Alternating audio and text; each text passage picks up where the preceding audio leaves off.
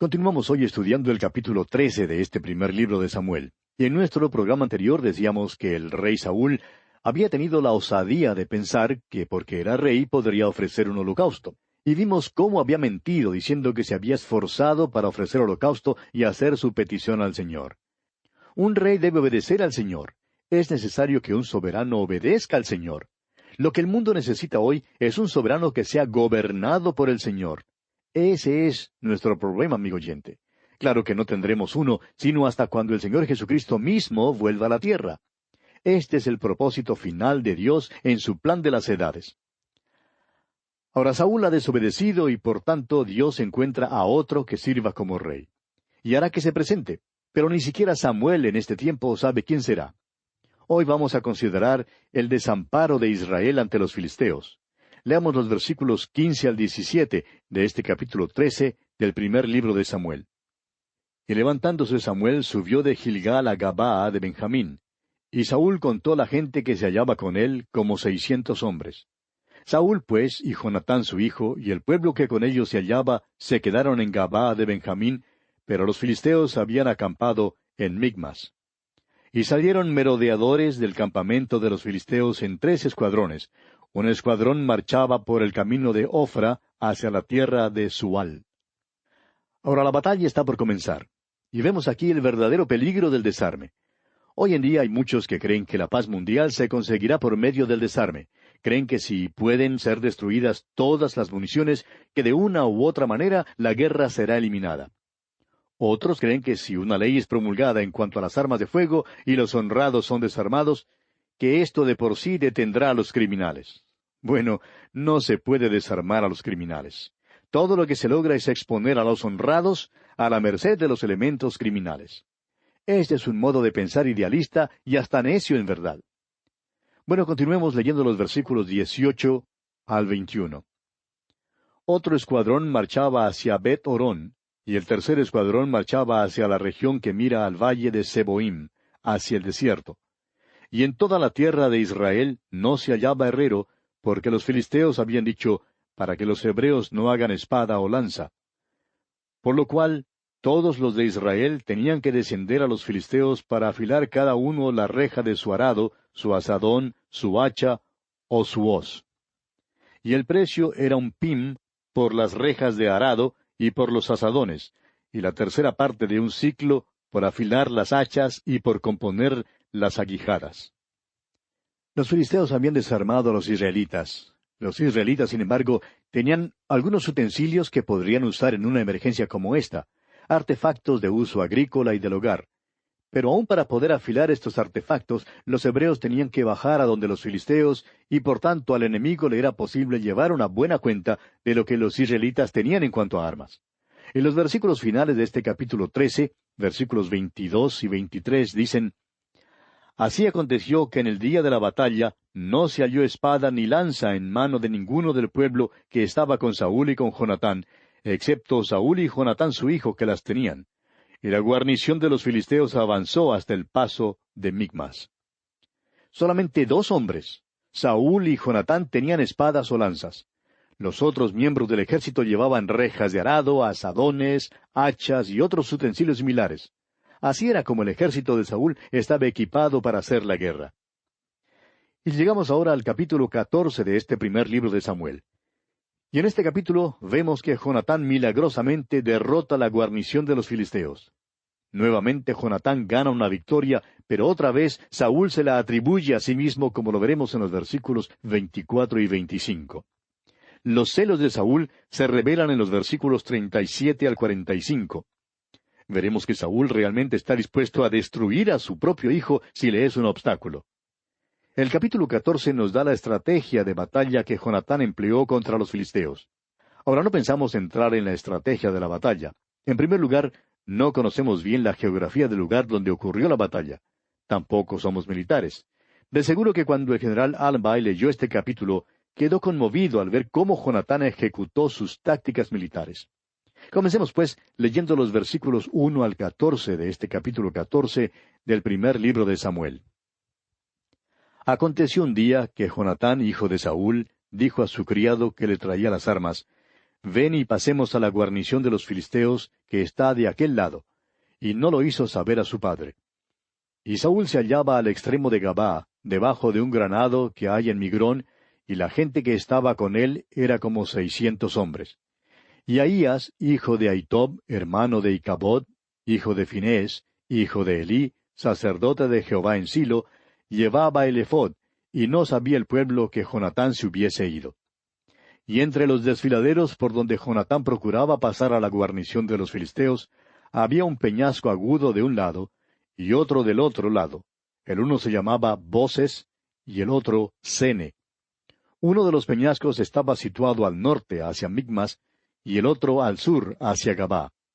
Dijo pues Jonatán a su paje de armas, Ven, pasemos a la guarnición de estos incircuncisos. Quizá haga algo Jehová por nosotros, pues no es difícil para Jehová salvar con muchos o con pocos. Y su paje de armas le respondió, Haz todo lo que tienes en tu corazón. Ve, pues aquí estoy contigo a tu voluntad. Dijo entonces Jonatán, Vamos a pasar a esos hombres, y nos mostraremos a ellos. Si nos dijeren así, esperad hasta que lleguemos a vosotros, entonces nos estaremos en nuestro lugar y no subiremos a ellos. Mas si nos dijeren así, subid a nosotros, entonces subiremos, porque Jehová los ha entregado en nuestra mano, y esto nos será por señal. Se mostraron pues ambos a la guarnición de los filisteos, y los filisteos dijeron, He aquí los hebreos que salen de las cavernas donde se habían escondido. Y los hombres de la guarnición respondieron a Jonatán y a su paje de armas y dijeron, Subid a nosotros y os haremos saber una cosa. Entonces Jonatán dijo a su paje de armas, Sube tras mí, porque Jehová los ha entregado en manos de Israel. Y subió Jonatán trepando con sus manos y sus pies, y tras él su paje de armas. Y a los que caían delante de Jonatán, su paje de armas que iba tras él, los mataba. Y fue esta primera matanza que hicieron Jonatán y su paje de armas, como 20 hombres, en el espacio de una media yugada de tierra. Usando su conocimiento del lugar, la estrategia de Jonatán y su paje de armas fue pasar por un desfiladero. Allí, con los pocos instrumentos que tenían con qué pelear, el ejército de Jonatán obtuvo una ventaja clara. Esta era una situación muy similar a la que tuvo lugar en un paso de las montañas en la Grecia oriental. En aquella batalla, allá por el año 480 a.C., un puñado de espartanos solo fueron vencidos después de mantener distanciado al gran ejército persa. El pequeño ejército de los griegos se veía amenazado por un ejército muy superior en cuanto a hombres y armamentos, pero confiaban que si pudiesen embotellar a los persas, de tal manera que solamente unos pocos pudieran pelear a la vez, los griegos, quienes eran superiores en combate de cuerpo a cuerpo, podrían obtener la victoria. Pues bien, los israelitas también eran superiores hombre a hombre a los filisteos, aunque los filisteos les excedieron en número. La estrategia de Jonatán era la de embotellar a los filisteos. Aún yo puedo entender cómo resultaría esto para el provecho de Israel. Ahora, aunque las tácticas militares son interesantes, en verdad tenemos interés en la lección espiritual que está contenida en este capítulo. Sigamos pues leyendo los versículos 15 al 19 de este capítulo 14 del primer libro de Samuel. Y hubo pánico en el campamento y por el campo y entre toda la gente de la guarnición, y los que habían ido a merodear, también ellos tuvieron pánico, y la tierra tembló, hubo pues gran consternación. Y los centinelas de Saúl vieron desde Gabaa de Benjamín cómo la multitud estaba turbada, e iba de un lado a otro, y era deshecha. Entonces Saúl dijo al pueblo que estaba con él, Pasad ahora revista, y ved quién se haya ido de los nuestros. Pasaron revista, y he aquí que faltaba Jonatán y su paje de armas. Y Saúl dijo a Ahías, Trae el arca de Dios, porque el arca de Dios estaba entonces con los hijos de Israel. Pero aconteció que mientras aún hablaba Saúl con el sacerdote, el alboroto que había en el campamento de los filisteos aumentaba, e iba creciendo en gran manera. Entonces dijo Saúl al sacerdote, Detén tu mano. Este último versículo que acabamos de leer establece que Saúl no necesitaba el arca. Como ya lo hemos visto, en los días de Samuel los hijos de Israel hacían uso del arca de una manera supersticiosa, creyendo que les ayudaría a ganar sus batallas. Saúl quiso sacar aquí nuevamente el arca para prácticamente el mismo propósito. Leamos ahora los versículos 20 al 23. Y juntando Saúl a todo el pueblo que con él estaba, llegaron hasta el lugar de la batalla. Y he aquí que la espada de cada uno estaba vuelta contra su compañero, y había gran confusión. Y los hebreos que habían estado con los filisteos de tiempo atrás, y habían venido con ellos de los alrededores al campamento, se pusieron también del lado de los israelitas que estaban con Saúl y con Jonatán. Asimismo, todos los israelitas que se habían escondido en el monte de Efraín, oyendo que los filisteos huían, también ellos los persiguieron en aquella batalla. Así salvó Jehová a Israel aquel día, y llegó la batalla hasta Bet-aven. A pesar del deseo y la acción de Saúl de sacar el arca, fue la estrategia y el valor de Jonatán lo que ganó la batalla desde el punto de vista humano. Vemos claramente que Dios está con este joven. Es lástima, pero veremos que no vivirá por mucho tiempo. Consideremos ahora la orden prematura de Saúl. Leamos los versículos 24 al 27 de este capítulo 14 del primer libro de Samuel. Pero los hombres de Israel fueron puestos en apuro aquel día, porque Saúl había juramentado al pueblo diciendo, cualquiera que coma pan antes de caer la noche, antes que haya tomado venganza de mis enemigos, sea maldito. Y todo el pueblo no había probado pan. Y todo el pueblo llegó a un bosque donde había miel en la superficie del campo. Entró pues el pueblo en el bosque, y he aquí que la miel corría, pero no hubo quien hiciera llegar su mano a su boca, porque el pueblo temía el juramento. Pero Jonatán no había oído cuando su padre había juramentado al pueblo, y alargó la punta de una vara que traía en su mano y la mojó en un panal de miel, y llevó su mano a la boca, y fueron aclarados sus ojos.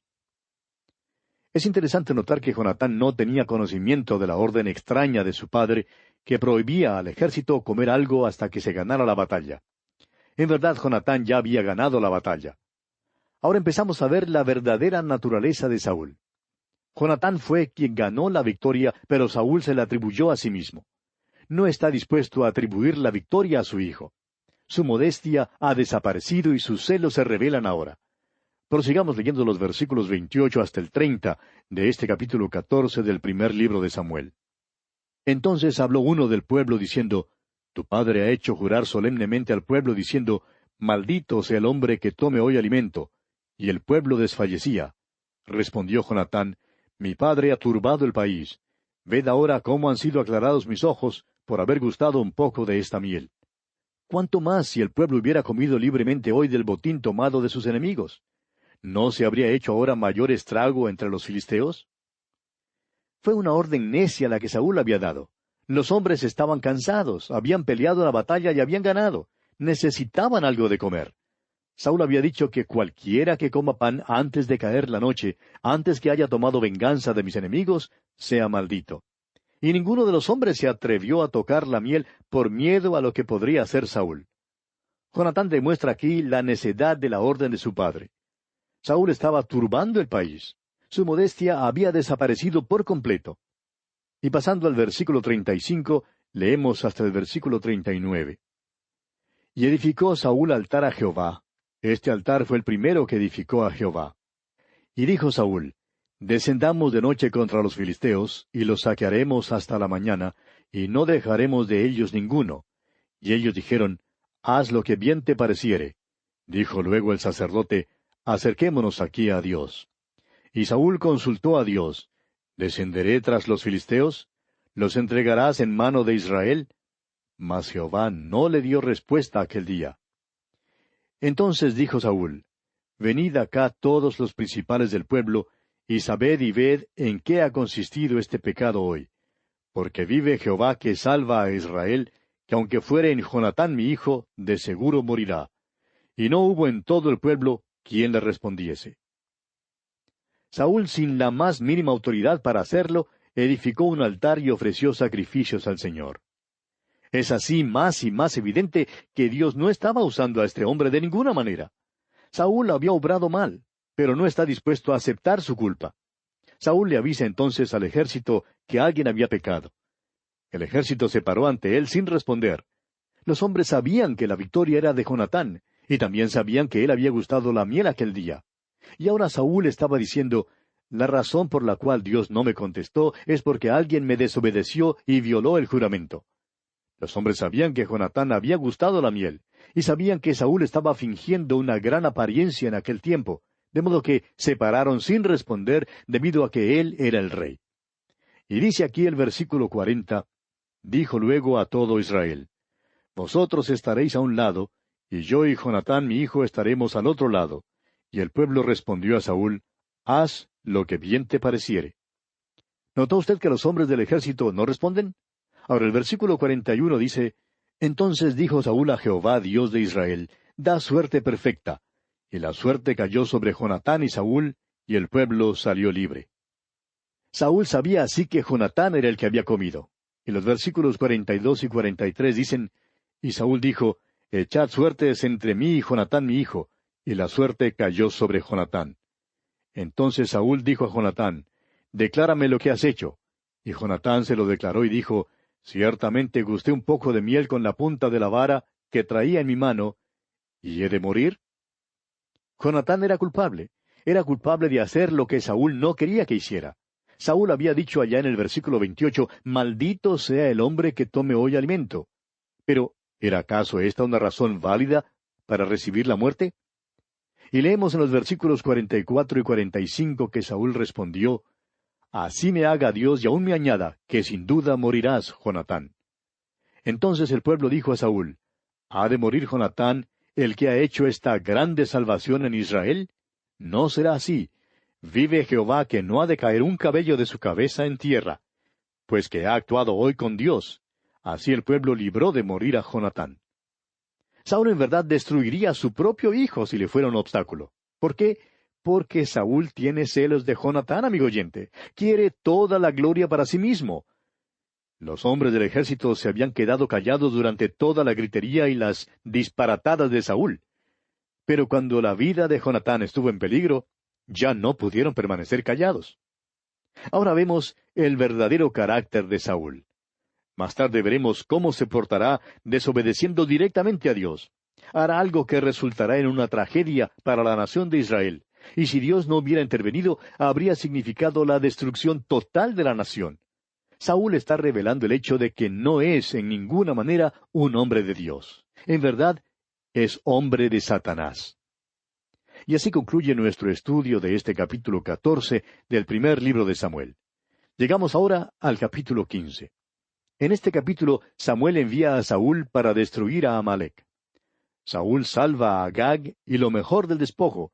Dios lo desecha debido a su desobediencia, y por último tenemos la humillación de Saúl. La rebelión notoria de Saúl se revela en su desobediencia en cuanto a Agag. Quieren cubrir su pecado delante del pueblo.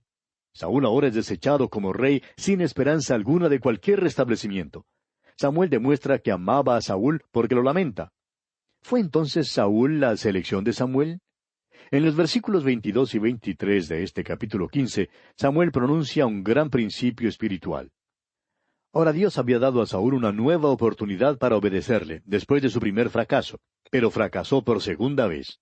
Vemos que este es el método que Dios usa a través de todas las Escrituras. Usted puede cotejar, por ejemplo, a Jacob, a Jonás, a Pedro, a Marcos, etc. Dios no tuvo que esperar el resultado. Él ya sabía el resultado. Cada uno de estos individuos necesitaban saberlo. Y también nosotros necesitamos saberlo. Seremos probados y necesitamos la ayuda del Espíritu Santo. Ahora, ¿por qué se usa aquí una cirugía tan extrema en matar a los amalecitas y a Agag? Miremos lo que ocurrirá en unos 500 años. El malvado Amán era agageo, como lo vemos allá en el capítulo 3 del libro de Esther, versículo 1. Dios, pues, estaba protegiendo a las multitudes del futuro, así como lo hizo por medio del diluvio. Al seguir nuestro estudio en la vida de Saúl, notamos que en realidad es un hombre de Satanás. Esperamos no haberle causado ninguna injusticia al identificarlo como tal. Personalmente creemos que jamás haya sido salvado, y más aún creemos que Saúl era también bastante hipócrita. Fingió ser un hombre de Dios, pero nunca lo fue en realidad. La rebelión notoria de Saúl se revela ahora en su desobediencia en cuanto a Agag. Trató de encubrir su pecado. Leamos pues los primeros 3 versículos de este capítulo 15 del primer libro de Samuel. Después Samuel dijo a Saúl, Jehová me envió a que te ungiese por rey sobre su pueblo Israel. Ahora pues, está atento a las palabras de Jehová. Así ha dicho Jehová de los ejércitos. Yo castigaré lo que hizo Amalec a Israel al oponérsele en el camino cuando subía de Egipto. Ve, pues, y hiere a Amalec, y destruye todo lo que tiene, y no te apiades de él. Mata a hombres, mujeres, niños, y aun los de pecho, vacas, ovejas, camellos y asnos. Estas instrucciones pueden parecer extremas a los que no conocen la historia de Amalec. Pero si usted ha seguido esta historia en el Antiguo Testamento, amigo oyente, reconocerá que los amalecitas se oponían a Dios con una oposición total. Eran rebeldes contra Él. De modo que Dios dijo que los juzgaría debido a esa rebelión. El hecho es que si a esta gente se le hubiera permitido vivir, probablemente había causado en el futuro aún mayores dificultades que lo que nos es posible imaginar. Alguien dirá, ¿cómo puede usted saber eso? Bueno, lo sabemos porque nos daremos cuenta que Saúl salvó la vida a uno de estos, y cuando lleguemos al libro de Esther veremos quién era. Trató de destruir totalmente a la nación hebrea y habría tenido buen éxito si no hubiera sido porque Dios intervino. Cuando uno mira las cosas desde la perspectiva de Dios, amigo oyente, entonces muchas veces puede entender su acción inmediata. Francamente, amigo oyente, usted y yo no somos Dios. Si fuéramos Dios, podríamos hacer las decisiones de Él, pero no nos es posible hacer esto. Bien, vamos a detenernos aquí por hoy porque nuestro tiempo ya ha concluido. Continuaremos Dios mediante en nuestro próximo programa y contamos desde ya con su siempre fiel sintonía. Mientras tanto, que Dios le bendiga ricamente.